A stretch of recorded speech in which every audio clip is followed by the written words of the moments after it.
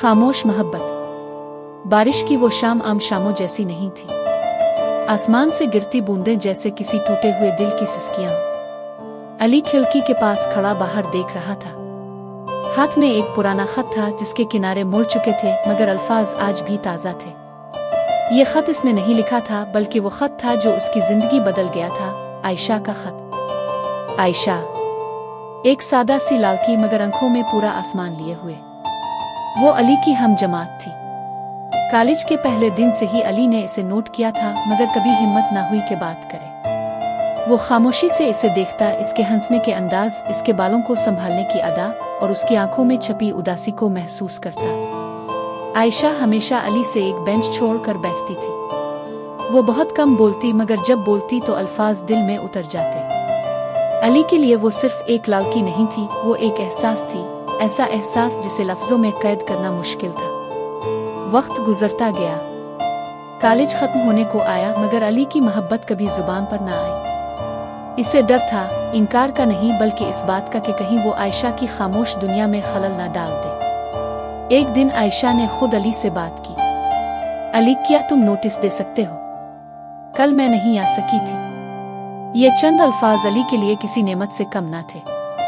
इस दिन पहली बार वो दोनों साथ बैठे। बातें कम हुई, खामोशी ज्यादा रही, मगर वो खामोशी भी बहुत कुछ कह गई। इस दिन के बाद नोटिस बहाना बन गए और बातें हकीकत। अली को मालूम हुआ कि आयशा का वालिद बीमार है, घर के हालात अच्छे नहीं और वो अपनी तालीम के साथ साथ नौकरी भी करती है। वो हंसती जरूर थी, मगर इस हंसी के पीछे एक थकन छपी थी। अली आहिस्ता आहिस्ता इसकी खामोश मोहब्बत में गिरफ्तार हो गया। मगर मोहब्बत हमेशा आसान नहीं होती। एक दिन अली ने सुना कि आयशा की मंगनी तय हो गई है। ये खबर उसके लिए किसी जलजले से कम ना थी। वो कई दिन कॉलेज नहीं गया। दिल जैसे खाली हो चुका था।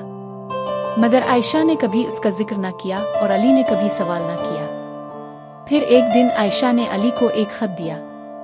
ये रख लो, बाद में पढ़ना। अली ने वो खत जेब में रखा, मगर हिम्मत ना हुई कि फौरन पढ़े। कई दिन बाद एक खामोश रात में इसने वो खत खोला।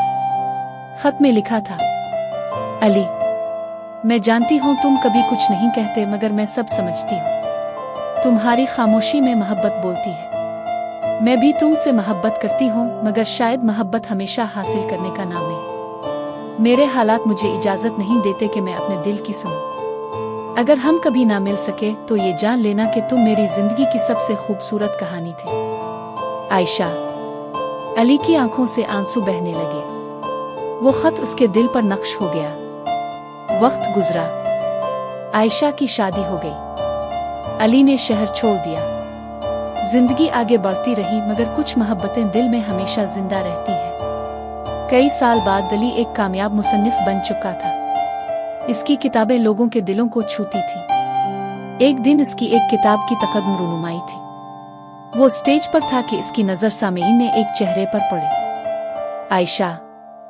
वो वहीं बैठी थी, आंखों में वही खामोशी, मगर चेहरे पर इत्मीनान। अली की आंखों से आंसू निकल आए, मगर होंठों पर मुस्कुराहट थी। तकरीब के बाद वो दोनों मिले। कैसी हो? अली ने पूछा। खुश हूं। और तुम? मैं भी।